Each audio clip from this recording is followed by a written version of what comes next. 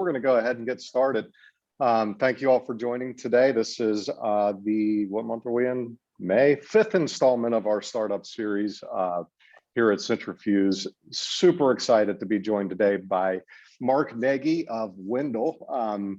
He's here to talk about a lot of different subjects, but most importantly is their product line, which I'm going to butcher at least 15 times because everybody knows how great I am with names. It's Team Print. Yes. Correct? All right. Correct. And a lot more to come on that. So, you know, by way of intro, anybody who knows me knows that I say that us founders are just wired a bit differently than most people. I think it takes a very special and kind of unique personality to win at this madness that we call startup. And what Mark and by extension Connetic Ventures, who utilizes this technology, has done is really come up with a comprehensive, measurable way using personality traits and different indicators. So I'm a big fan of Myers-Briggs, strength finders, those types of things, of really plotting out what works, what makes a good founder, right? And most importantly, what makes a good founding team. So there is no I in entrepreneurship, even though it does seem to be the most isolating journey that you can go on.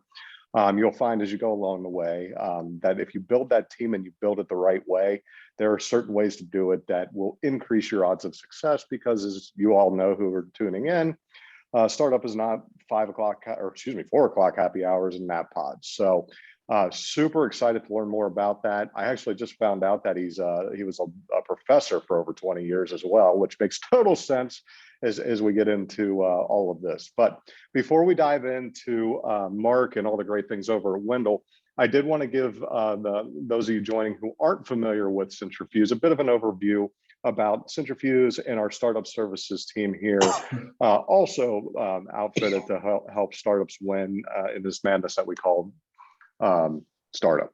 So first and foremost, Centrifuge is a nonprofit. I lead with that because a lot of folks think we're an investment firm, but the fact is that we are a nonprofit working with the state of Ohio to work with tech-enabled, and I put that in quotes because we're stretching that pretty far these days, startups within the greater Cincinnati region. If you meet those two criteria, you can be a Centrifuge member. But what do we do here at Centrifuge? We were built to be the brick and mortar identity of startup in the region, a place that you could go to that was dedicated to nothing but startup. And we did it with a couple components. So if we go to this next slide, we have startup services. So I'm the director of startup services here at Centrifuge, and I administer all of the resources to our well over 100 startup members, all in an effort to accelerate them to the next level, because winning can mean a lot of different things in startup. I'm joined by Lisa Smith, who is our director of venture services. So when all this was set up originally, we set up a syndicate fund, which was a way to enable large corporation wealthy individuals to place money within GPs and LPs. So these are VC firms, PE groups, whatever, to distribute money into startups. And the logic was sound. It gets large enterprise thinking about startups, but it also creates a path upwards so that if a startup wants a relationship with, let's say, a Procter & Gamble, we already have that relationship because of the syndicate fund. And additionally, with those large enterprises, sometimes they have 80-page supplier agreements and net 180 payment terms, things that would just bankrupt the average startup. Centrifuge does a good job of negotiating with our large enterprise partners to get those more favorable. And in the example of Procter & Gamble, we've gotten that supplier agreement down to just a few pages and net payment terms down to net 15 in most circumstances. So really, really good benefit there. And then Abby Sauter is our operations events manager. So she runs the 38,000 square foot facility that I'm currently sitting in. I'm sitting in one of our conference rooms that is dedicated to startup and co-working space. So if you're interested in getting out to a cool spot where there's a ton of different startups that either have offices here or co-working, we have lightning fast Wi-Fi and just a very, very welcoming environment. And these three components come together: startup services, the venture group that we talked about, and then this beautiful facility to make up Centrifuge. And our number one mission here is just to help startups win. So today we're gonna dive into more of that. with our subject matter expert and what makes a good founder. And I encourage you to join us for future events, which I'm going to get to here in a minute. But if you are interested in becoming a Centrifuge member, and I hope you are, there is an intake process, centrifuge.com/member app, as you're seeing on this. And once we determine those two criteria, tech enabled and that you're located in the greater Cincinnati region, and you sign up for a membership, you get access to the startup services team. So that's my team, and that's consulting services. So I'm an ex-founder. I'd like to share the 12-year journey that I was on with other founders so they don't walk into the same landmines and get the same scars that I did. We also will help you get a good pitch deck. We have financial modeling in-house. You know, I know enough to be dangerous from my past life as a founder, but there's members of our team that are just great. And then if we can't do it, we have a partnership with EY. They will actually take a look at all your materials, put their EY stamp on it, helps out as you're raising money. Additionally, if you guys don't have a data room, we have a tool that creates a data room. And I didn't think a data room was important until we got into a little something called diligence when we sold our company. And they asked for 1,000 things, a million different ways. And to have that organization and that structure for your startup is going to save you a lot of time and just increase your odds of success. If you're exhibiting at a trade show, you can borrow our booth, our screens, our stands for your swag. Don't go out and buy it. That stuff's expensive. You just got to bring it back with a full tank of gas. We have a partnership with Global Accelerator Network, which has tens of thousands of dollars of no-frill discount codes for things like Carta, AWS, HubSpot, all things that you're using in your stack. It'll save you money. And as exemplified in what we're about to get into, we have great connections with VCs like Connetic Ventures right across the river, as well as everybody else within the ecosystem and also within our syndicate funds. While we can never guarantee that you're going to attract and retain capital, we can certainly increase your visibility and getting you in front of some of these investors. And then those introductions to those Fortune 100s, if you're a CPG company or anybody that's upstream in our syndicate fund that makes sense, we're happy to make that intro, all in an effort to help you win. As I mentioned before, we have some great upcoming content. Meetups used to be why I used to come to Centrifuge when I was a founder. It was a place you could go and talk to other founders and just kind of get away from the madness of startup for a minute. And the first stab at that post-COVID was data science. So it's a bunch of data scientists getting together to talk about data modeling, you know, all the AI ML that goes into that. It's really, really great. It's a monthly group. The next one's on the 15th. Invite you to stop by. It's at 4 o'clock. We have drinks, beverages, and just, you know, great subject matter experts there. Then our own Mari's Coffee, who works here at Centrifuge as an executive in residence, is going to be giving a talk on building a brand. So branding is very, very important in the early stages of startup. He's a subject matter expert, knows his stuff. Tune in for that one. We will be simulcasting the P&G Signal event. Signal is a big time startup event hosted by P&G here at Union Hall. And then who could forget about Startup Cincy Week? The date has been set. It's going to be the 10th to the 15th of October. And the big surprise this year is we're doing it in congruency with Blink. So the big, you know, festival that happens downtown. It's going to be awesome. You're not going to want to miss it. Go to startupcincy.com to sign up for reminders of that, and we hope to see you there. So great.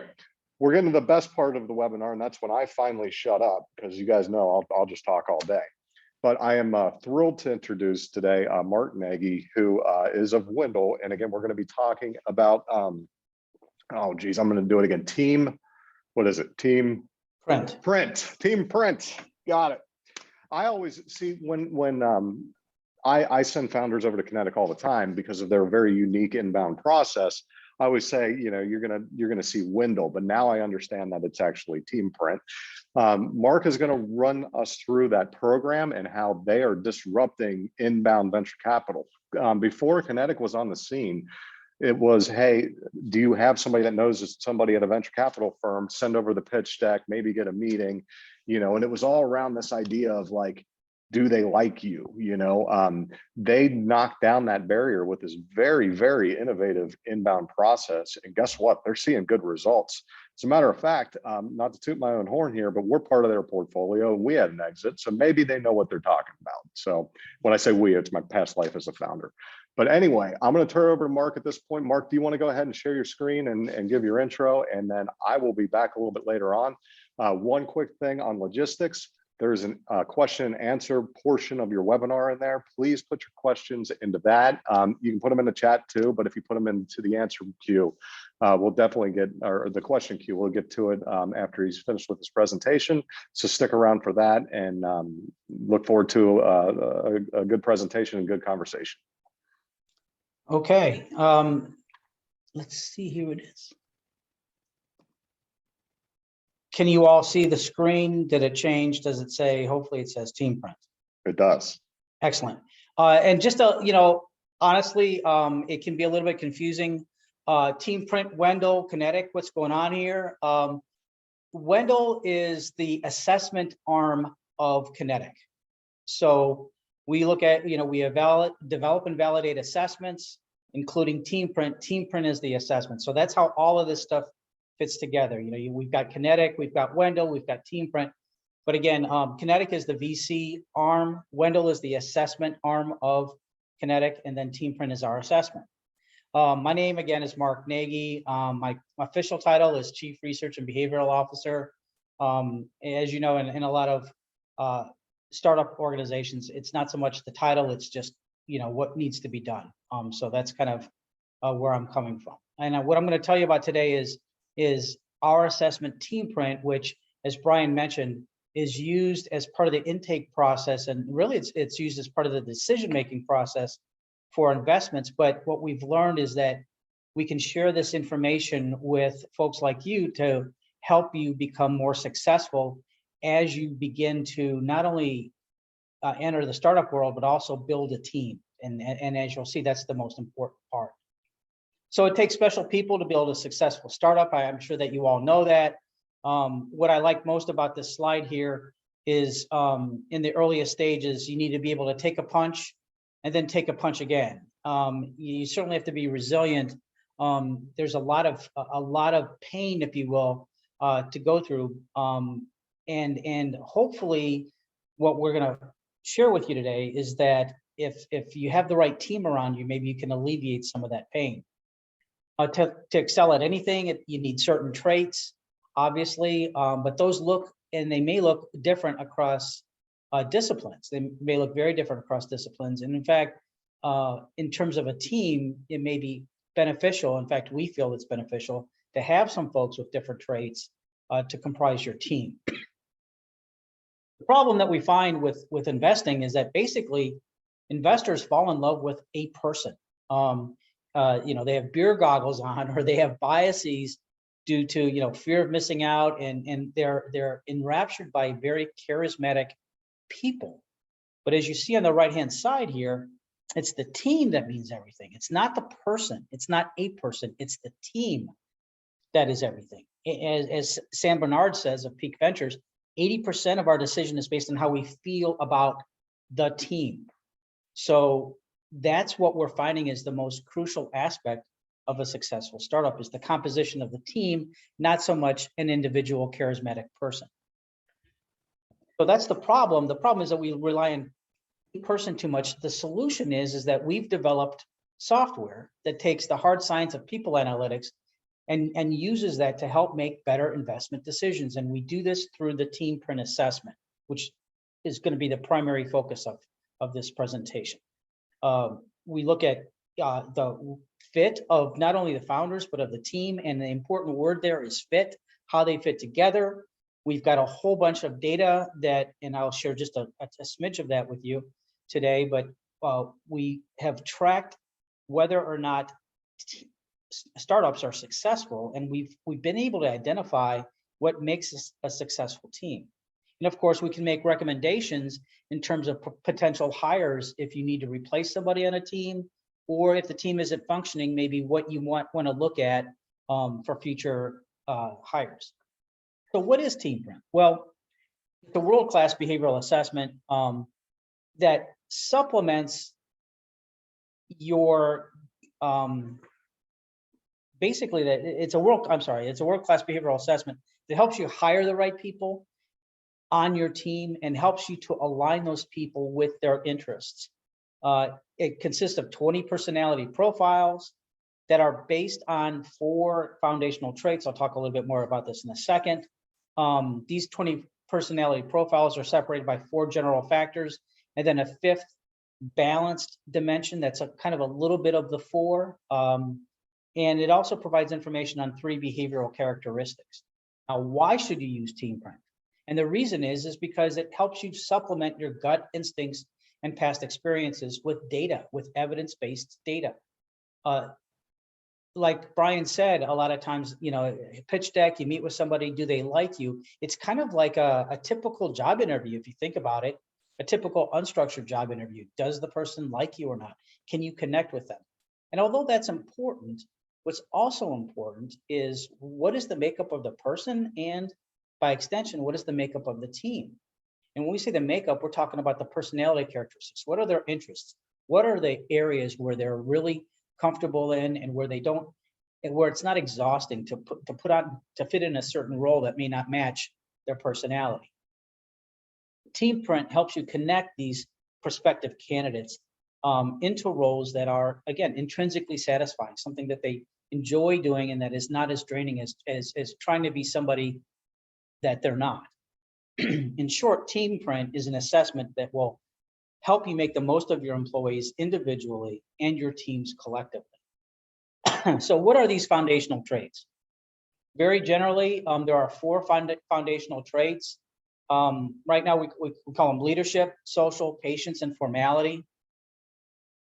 And what I just want to get you to understand here is that it's the combination of these 4 traits that comprise a profile. So a lot of us personality assessments that you look at say, oh, you're this, that, and another thing, another trait, but they don't combine it. They don't basically make sense of, okay, if this is your profile, what does it mean versus this another profile? So that's what we've done here. We don't just say, okay, well, you're a companion, or you're shy, or you're tolerant. We look at the combination of where you are on these 4 traits, and those 4 traits comprise a profile. So again, it's the combination of these. So for example, in taking the Team Print, on the leadership side, if you were considered to be what we'd call a champion, if you were friendly on the social side, if in terms of patience, you tended to be tolerant, and in terms of formality, you are approximate. So in other words, you're not a perfectionist, you're approximate. The combination of those scores would say that your profile is an accelerator. If you scored different areas on those traits, you would have a different profile. So again, it's not just one trait that's driving your profile. It's the combination of the 4 traits that drives your profile. So those 4 traits basically indicate what your profile is. I'm not going to go through all 20 profiles because I don't have enough time. But what I want to do is talk about the profiles in general. And we have, I mentioned earlier, we've got 4 primary factors and then a 5th balanced vector that I want to kind of talk to you about real quick. These vectors, the way that we come up with them is we look at the standard deviation of scores to categorize respondents into a specific vector, and then within a vector, a specific profile. Inside each vector, there's 4 different profiles. These profiles are based on, or are grouped based on their similarities in personality, work styles, and interests. Each profile has 4 trait scores, as I mentioned, so that leadership, social, formality, and patience comprise that profile. And these traits are measured on a 2 standard deviation curve, meaning that there are 6 degrees of variation for each trait. The result is 4 key vectors, which I'm going to now talk about a little bit more in detail. So the first vector is the enterprise vector, and hopefully the resolution is good enough on your screen that you can see that on the top left quadrant, if you want to think of it that way, that those colors are a little bit more prominent. So the enterprise vector, and this is, by the way, where most, not all, most founders typically are in. Somewhere a strategist, problem solver, disruptor, or accelerator. But the key thing here is you don't have to be in the enterprise factor in order to be a successful founder. Most people are, but that doesn't mean all of them have to be. This enterprise factor are folks that are proactive and assertive. They thrive when they are executing a larger vision. So I think that we can all understand and know people like this, may even be ourselves. These enterprisers like to make decisions. They like to take charge, manage a team. And the important thing here is they like to focus on the big picture. Now, if an enterpriser is not in a role where they can take charge, they need to know that they'll have the opportunity to do so in the future. Otherwise, it's going to wear them down and they're going to be not in an ideal setting, and then they'll end up moving on. So that's the enterprise factor. Again, my guess is that most of the folks on this call who are interested or have founded an organization, a startup, are probably in this vector. But again, the key message here is that you don't have to be. The next vector or quadrant is the advocate vector. And again, this is the lower left. Hopefully it's a little bit more prominent on your screen. These profiles are what we call the influencer, closer, crusader, and mingler. But importantly, how these folks are different than an enterpriser. They're friendly and proactive, but they thrive in client-facing roles where they get to interact with people a lot. So these people typically, many times, are like, for example, the closer would be a great salesperson. Folks that really get energized by talking with others, by getting in front of clients and interacting with them. They're great at managing relationships and raising the morale of the team. And again, they love to interact with people internally or with clients or customers. Where they will struggle is if they're in a situation where they're basically working alone all the time. If they don't have that opportunity to interface and interact with others, it's going to wear them down. So hopefully you're beginning now to see how some of these are different from each other. How the enterprisers like to focus on the big picture, forward thinking, kind of thinking of where to go in the future. Advocates really love to work with clients. The collaborator vector, the lower right here, again, hopefully it's more prominent on your screen, are consisted of the traditional, excuse me, operator, mediator, and ally. And these folks, again, are friendly, but they're reactive. They make great teammates, and they're wonderful in tactical roles in which they're working on clear and concise projects. Basically, collaborators, they get things done. You know, they simply execute. They push the vision forward. So they don't come up with the vision necessarily, but they execute the vision. And I think that we can probably all think of instances where somebody was a big picture person, but carrying it out and doing the details, maybe not their strength. This is what the collaborator is. That's what their strength is. Almost every organization needs collaborators to be successful. You need people to basically carry out that vision. Collaborators are loyal and team-oriented, and they accomplish tasks that contribute to a company's performance, vision, and morale. The fourth vector is the specialist vector. And the specialist vector at the top right, again, hopefully it's more prominent on your screen. The colors are architect, subject matter expert, the academic, and the artisan. Folks in the specialist vector are generally more assertive, but reactive. They typically have a well-honed skill that's often very technical, that makes them highly knowledgeable in their specific role, which leads them to be very hands-on. I am in the specialist vector. I was a professor for 26 years. I basically take care of and look at and make sure that this team print assessment is validated. We're continually updating it as we collect data, making sure that it's reliable and valid and that it doesn't have any adverse impact against the protected class. So I'm kind of like the statistics guy, and I'm in the specialist vector. I guess we're confident in our abilities, and we're prone to doing work by themselves. I mean, I'm okay with that. So unlike an advocate that needs to work with other folks, I don't necessarily have that high of a need to work with other folks. I'm okay working by myself. Establishing trust is crucial. With specialists to make sure that you can facilitate a better team environment. And specialists like to understand the whole scope, kind of like the big picture and how this fits into things. Those are the four primary vectors. And then we have a fifth vector that we call balanced and non-conforming. And in this vector, these are folks that possess traits from the other 4 quadrants or the other 4 vectors. So they're not clearly a specialist or clearly an advocate or clearly an enterpriser. They have elements of all of those. So they don't align precisely with just one quadrant or vector.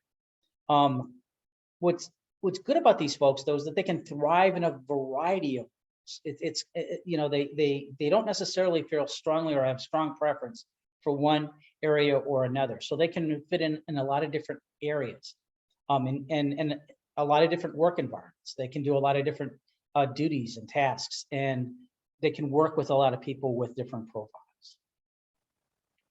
So if I can, we have a sample report, and just to let you know that if we have time at the end, I can show this if anyone's interested in a sample report. But for everyone who takes the team print, that person gets their report, and the organization, if it's an organization that's involved, also gets a sample report. Again, I can show that at the end if you're interested in that. But we'll move on for right now. Qualities of the team print assessment. There are 3 qualities that not only for the team print assessment, but they really, as you evaluate assessments, they should have all of these qualities. Every organizational assessment should have these 3 qualities. It should be reliable, it should be valid, and it should not have adverse impact. It should lack a bias. Team print has all 3 qualities. Without getting into the details, I'll just point out real quick that for most personality assessments, 0.6 is a reliability value of 0.6 is okay, 0.7 is good, and 0.8 is excellent. On our 4 leadership, or our 4 foundational traits that I mentioned earlier, the leadership, social, formality, and patience, as you see there, all of them are above 0.8, and the one that's not is 0.79. So I've done this work, and I can tell you that the team print assessment is reliable. Why that's important is when you take an assessment on Tuesday, and then if you take the same assessment next Thursday, you should get the same scores. If you get different scores, then how do you make a decision? What's the conclusion? If the target is moving, what's the conclusion? It's like if you get on a scale and it says you weigh 160, and then 2 days later it says you weigh 190. I doubt if you've gained 30 pounds. And your friend says, "What do you weigh?" And you're like, "I'm not sure." An assessment has to be reliable in order to be useful, and the team print is very reliable. An assessment also has to be valid. So some personality assessments have been developed to assess personality on abnormal populations. Like, I don't know if you've heard of the MMPI. Nobody really knows what it stands for, but it's the Minnesota Multiphasic Personality Inventory. That was developed on an abnormal population, and it's a great assessment, but it's probably not applicable to folks that are in the startup world.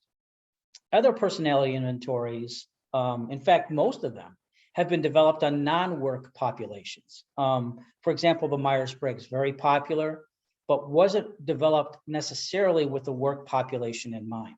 Same thing with the DISC, very popular. And I'm not saying it's not good. I'm just saying that in its development, it wasn't developed on work populations. It wasn't in fact developed with the occupational setting in mind. Team print was. Team print was developed on real employees in actual organizations. So in the development, in fact, team print arose from the decision-making process that Brian talked about at the very beginning. You meet with people, do they like you, do they not like you? That's kind of, if you think about it, that's very, very subjective.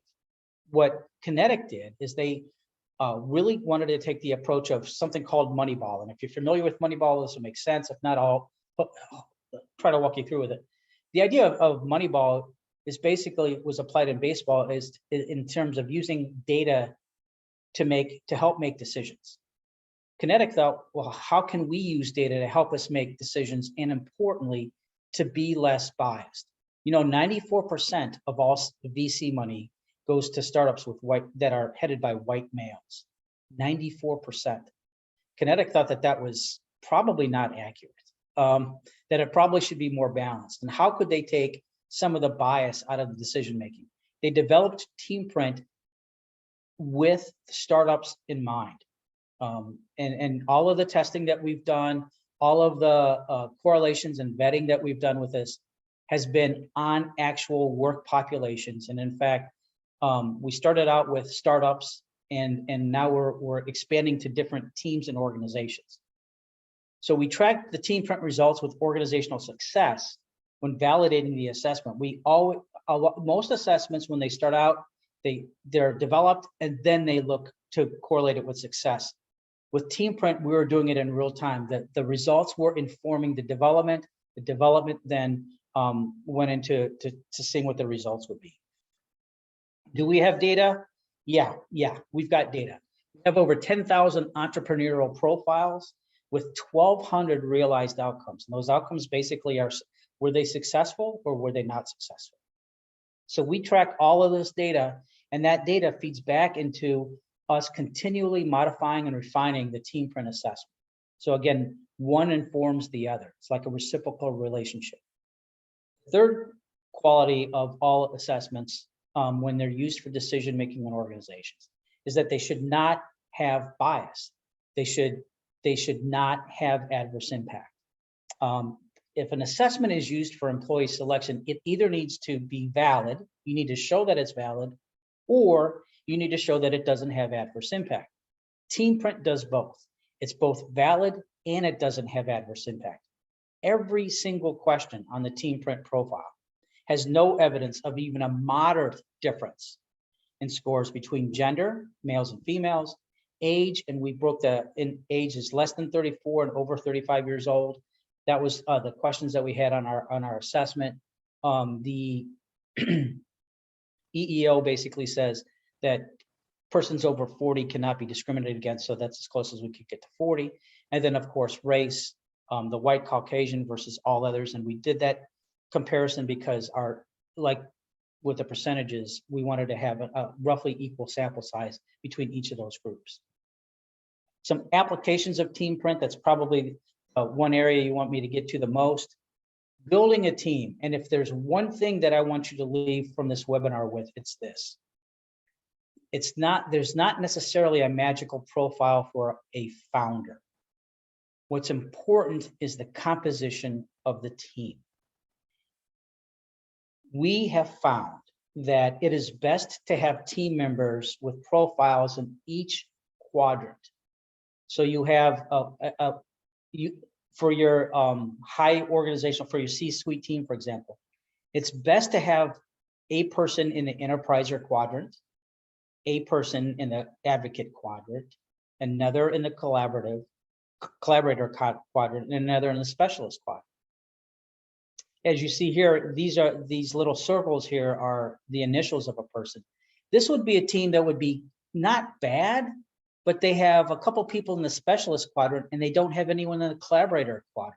Remember, the collaborators are the folks that execute. They're the ones that take the vision and then implement it. If we were consulting with a startup here, we would say, you know, you might want to bring somebody on that's in the collaborator quadrant because that's what you're missing. If you think about it, if you have a rock band and they have 4 bassists, 4 people who play bass, and that's it, they're probably not going to be a tremendous band in terms of listening to it. The best bands have folks that complement each other. They have a lead guitarist, a bassist, a drummer, a singer, maybe a keyboardist. They complement each other, and that together they make wonderful sound. Same thing applies for your startups. You don't want everybody to be the lead singer, for example. You don't want everybody to be an enterpriser quadrant. You want a balance of folks. And that what we found is at Wendal is that the startup teams that have this balance are the most successful. Enterpriser, yeah, but you could be a specialist. You could really know something, maybe, for example, in the medical field, and know that there's a need for this. So you could be a specialist. If you're a specialist, it doesn't mean that you cannot be a founder. What it means is if you're a specialist, you know something, you got to get people that can complement you.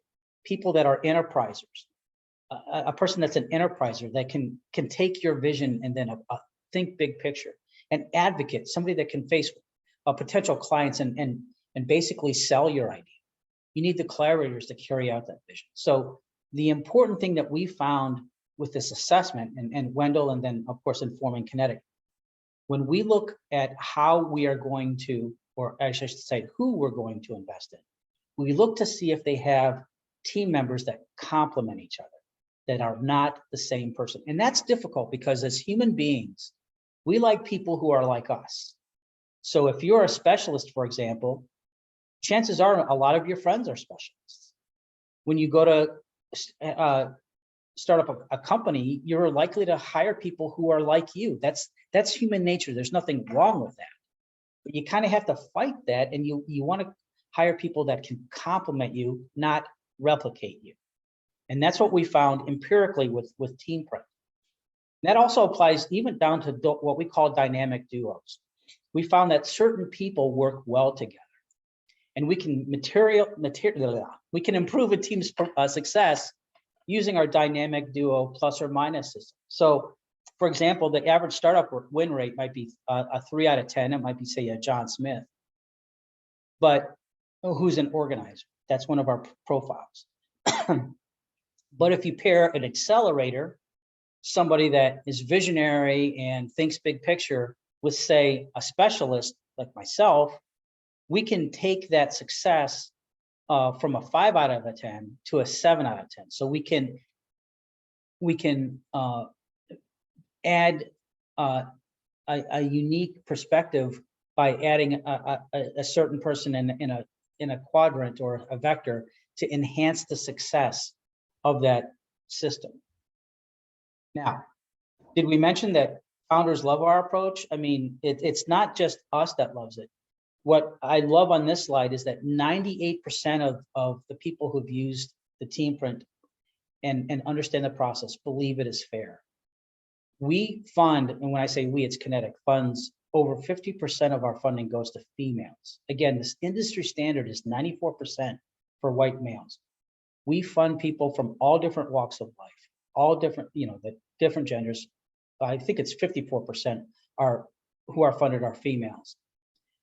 We're taking the bias out of this decision making, and we're looking at evidence-based data to make informed decisions. People believe that it's fair. It's got a very incredibly high net promoter score, 4.9 star rating. And if you don't like data, here's some testimonials for you of people who have used our process and say how much they just like it. Like, wow, just wow. Especially the Team Print results. I just went to the team and Slack chatter about it. It's out of control. That's just from Christina York, who's the CEO of Spellbound. So here's some testimonials of people who've actually used it. So that's what I've got for the Team Print. I try to leave about 15 to 20 minutes or so for questions and answers. So Brian, you want me to stop sharing the screen and then come back to you? No, I'll go ahead and take over the screen. Thank you. Okay. I mean, awesome stuff. I hope everybody on the call has kind of absorbed this stuff, and I'm gonna give some commentary here after I get my slide going on the screen. Y'all seeing something that looks like Q&A? Great. Yeah. So it's interesting, as Mark was giving his presentation, I was collaborating with some team members here at Centrifuge. The funny thing about everything he just displayed is they have the facts to back it up, because Connetic has done hundreds of deals, and they've run this analysis on not only the deals that they've invested in, but also the intake. So it's one thing to put out a theory. This is a hypothesis that actually has data that's supporting it, and that metric that he hit on, where 94% of venture is going to white males, and the fact that they're seeing success placing money in the opposite is disruptive. So it's just really cool to see. And as I encounter these 100 startups that we work with here at Centrifuge, I always direct them to at least apply through Connetic site to get that profile, because it's so important. And real quick, Mark, how would someone take this assessment if they haven't already? Well, if they haven't, obviously you can contact us. And the assessment, by the way, takes about 5 to 8 minutes. So it's not a long, arduous assessment at all. It's very easy. Basically, you're presented with words, and you indicate whether they describe you or not. So it's not even cognitively taxing. It's not in terms of time or what you're doing. So yeah, contact us, and you can take the assessment. And would you mind, real quick, Brian, if I can just very quickly share what the report that the people will get? Absolutely, go for it. Okay, I'm gonna have to turn off your screen sharing here. Where did it go? I will get to it. Just give me a second. No problem. I thought, I try to prepare, and you know what they say about preparing, right? We're pretty relaxed here at Centrifuge, and I know pretty much everybody on the call. So okay, no worries. So here you go. So this is not a real person. Sally Sample is not a real name, but this is what your report would look like if you took the assessment. So it would tell you what your profile was, and it'd give you a quick explanation of what an operator is, and being in the collaborator vector here, what that means. You would get information on where you scored on those 4 foundational traits. So we mentioned earlier how it's the combination of these scores on these traits that feed into your profile. So you'd get that score. You would get, for example, on leadership, this person, fictitious person, is a team player. It says a little description of that. In terms of social, they're cordial. Again, a little description of that. So it's getting really deep into, the woods, so to speak. And then we have 3 enrichment traits. Emotion awareness and conscientiousness tells you a little bit about where this cuts across all kinds of profiles, but this is again a bit more individualistic. Whether this person would be considered to be passionate, so they're not robotic. It's not that they don't display any emotion. If anything, they're quite emotional. And then we have some ideal job titles, that a person with that profile would fit into. And this is all based on our data. And then finally, some additional information. And again, this would go to the person taking it, but if anyone on the call here had a team member take this, it would give them this information that could be used for coaching. So it would say what their strengths are, but also what some potential pitfalls are. So you could literally use this information to coach somebody who might take this assessment, or if it's the individual, they would know what their some potential pitfalls are and could work on these things. So that's what the report is. And again, if they want to take it, just have them contact me, and I'll get them to the right place. Awesome. Appreciate that. So waiting on some questions to get in. You must be like the best speaker ever, because folks, I'm the most boring. That is not true. I am on the edge of my seat with this. And to make this real for the folks tuning in, what he said about the importance of teams. So as I tell founders that I work with all the time, one bad hire can cost a startup. And it's not necessarily that it was a bad hire. It's just that you didn't understand the background and the components of the person you hired. So in my previous startup, I am a bit of a nonconformist with some bleed into enterpriser. So Mark, what you said before, and it's so funny, my boss isn't on this call, but if an enterpriser doesn't have a path to leadership, or if they're not having leadership, it causes disruption. So I'm on my 3rd job title since joining Centrifuge. So that's played out a little bit. But what's important about that is my co-founder, who was also my wife, was on the complete opposite side of the spectrum, where she was a collaborator and an advocate. And that balance made for the sanity in this madness that we call startups. So all you founders that are on the call, while you might not have questions right now about all this, I would challenge you, figure out where you're at on that spectrum, and figure out where your team is. and see if you have that balance, because things started clicking in my startup once we identified all those different components and got the right people in the right seats. So another resource that I would encourage you to check out is a book called Good to Great. It's about building the right team to succeed, regardless kind of the product. And the interesting thing about what they say is, they talk about a bus, getting the right people on the bus. And then once you understand that you have the right people, it's getting them in the right seat on the bus, right? And these tools that Mark's talking about help do that, and can kind of mean the difference between a good startup and a great startup. So all very relevant things. I applaud the way that Connetic does inbound, because so much of venture is, I don't want to use the term cronyism or anything like that, but it's who and startup in its most purest form should be about merit, and it should be about the founding team. And I think folks that work at Centrifuge understand this about me. Most of the time, I could care less about the actual product or service. I am looking at the founder sitting across from me and asking, do you have the makeup to actually do this? Because it's a tough road ahead. It's a very rewarding road, but it's difficult. So good news is while I've been talking here, questions came in, so that's good. Typically happens when I start talking because I confuse everybody. So real quick for you, Mark, what is the most common type of combination of types you find for inbound? Can I say what's the most successful? What That's you can say more anything you want, right? Because I mean, we get all kinds, but what we really are paying attention to are the successful ones. And generally speaking, if I could just go make it easy and say a dynamic duo, a lot of times folks in that enterpriser vector with folks in the collaborator vector, those are the ones that if you're going to whittle it down to two, that are the most common in terms of success. You need somebody to think big picture, to have that kind of visionary component and element.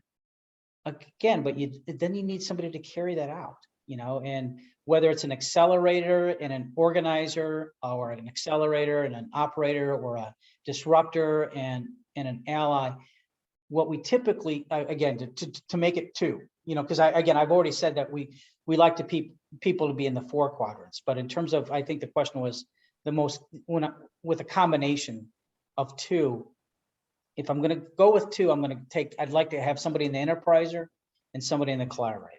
Yeah. And it's interesting because most founders that I meet with in the intro meeting, and most of them are pre-seed, so they're pre-MVP, they call it ideation phase. They're big thinkers, right?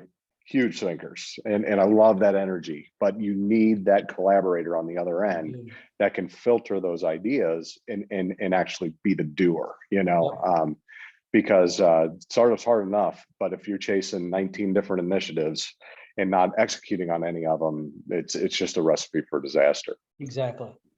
So that would be so I interpret that combination as being like of two, and that's what. Cool. In terms of success, that may not be the most frequent combination that we see, but in terms of success. Yeah. Have you ever, well, actually, I want to go to one from a founder that I really respect, a guy named Samir, who's got an awesome startup. His question is, do the personality type change per the area of interest or passion? If the area of work is not of interest to the person, will it change the profile? And I believe what he's saying there is, does your area of expertise, what you're trying to do with the startup, skew the results at all? And if I heard you correctly during your presentation, the reason this works so well is you see the same results regardless of when they take it and what the circumstances are. Yeah, it's very reliable. It's very consistent. Now, that being said, people, and you kind of alluded to this a little bit, Brian, in your experience, people can, what we call flex into another area. So for example, you might truly be an enterpriser. Does that mean that you cannot at all interface with clients? Absolutely not. So you can flex into those areas, and you might need to flex in those areas depending on the situation. But think of it at the end of the day when you're tired. And a lot of times when you're drained at the end of the day, it's because you've been doing something that doesn't either come naturally to you or isn't a preference. So if you're an enterpriser and you're having to deal with, say, specialist kind of stuff, it's going to drain you more, you know. And so that doesn't mean, again, you can't do it. It just means it's going to be a bit more draining. So Sure. For this question, what I would say is you can do that, but you don't want to do it all the time. You know, if you're having to interface with clients, if you're an enterpriser and you're having to do a lot of selling, one of the first things you should do then is to hire somebody in that advocate quadrant and let them do that, because that's what they get their energy from. You get your energy from generating ideas. Very nice. Yeah, I think the true stress test of any kind of system like this is those reliable results, regardless of the variables. Right. And I've been surprised as my life is working in enterprise and then having a startup and now a nonprofit, that a lot of the tests I take, like Myers-Briggs and stuff, stay as consistent as they do, because experience does change some things, right? But I think at the end of the day, we can't change our basic kind of who we're meant to be, you know? Yeah, and that's, you know, being a professor of psychology for 26 years, you know, it's not, none of us are the same at, say, the age of 36 as we were at the age of 13. You know, we evolve and develop over time. It's just very slowly, and that's okay. Yep. So if you took this test, what year is this? 2022. You know, if you took this assessment in 2036, would you get the exact same profile? Maybe.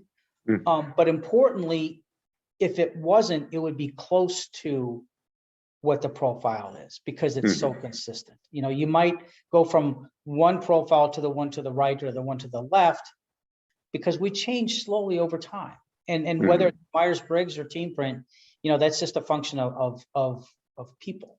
But the important thing is you can't take, you know, a 3-day seminar and go from somebody who's very shy and retiring and doesn't like to talk to people to being somebody that's, you know, very gregarious and, you know, can talk to anything.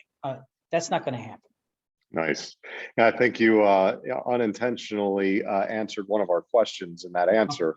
So the question was, do you offer any advice for people looking to build skills, endurance in one quadrant that is not their primary quadrant? If I heard you correctly, you know, it's possible. It's not necessarily probable, but it takes discipline. It's going to take some time, yeah. And it's to me, it's almost like exercise, where it has to be. You have to be very intentional about it. You have to be goal oriented about it. And again, on the reports that we give, we have those potential pitfalls, which those are opportunities for development. You know, so if you tend to be more on the quiet side, and you know that you want to, you know, for whatever reason, you want to be more, again, social, more gregarious, it's not going to happen in 48 hours. You know, it's not going to happen in a 2-day workshop, but it's something just like if you want to lose 40 pounds, it's not going to happen over 2 days, but you can work towards that goal. You can put yourself in situations where you force yourself to become more social. Maybe you take, what is that? Toastmasters, I think it is. You know, maybe you read Dale Carnegie's How to Make Friends and Influence People kind of stuff, and you begin to practice those habits and those actions to get you to that way. So it's something the message I would say is, it's not going to happen overnight. You have to be very intentional about it, and you have to be goal oriented about it, and look for ways to develop those areas you want to go into. Very nice. One of the biggest chats that I'm getting directly here, and I always want to be respectful of our guests, but if someone wants to learn more about this, what's the best way to go about contacting you, as far as LinkedIn or some other medium to kind of get the next download? Well, I am on LinkedIn.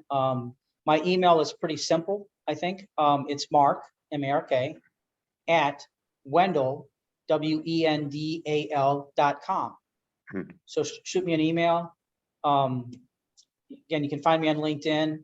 I don't do a whole lot of other social media. I do Facebook, but I'm hardly on Facebook. I just monitor actually our graduates and who's having a baby this week, kind of thing. So I don't get on Facebook very often, but I'm on LinkedIn quite a bit. You can find me on LinkedIn, or again, mark@wendal.com. And Nice. I'll get you going. Well, Answer any questions you have, schedule a call, whatever, whatever questions you have. wonderful. Well, Mark, on behalf of Centrifuge and all the members that joined today, thank you for your time. I always find this so interesting just because it's applicable to everything that you experience. And it's just so crucially important to understand what your strengths are and what your team composition is. Because there's a lot of ways to fail in startup. There's a few ways to succeed, and building the right team is crucial. So we're in debt to you, sir, for your time today. You helped a lot of startups, and we appreciate it. For all those that tuned in, this will be recorded, so we'll post it afterwards. Mark gave us contact information, so if you want to get back in touch with him, please do. Always route your questions to me as well, Brian with an I at centrifuge.com. Appreciate everybody tuning in today, and don't forget to check out our upcoming events. We have all sorts of subject matter experts, not quite as intelligent as Mark, but hey, everybody's good at something, right? Appreciate everybody. Have a good rest of your day, and hope to see you at the next one. Okay, thanks everyone.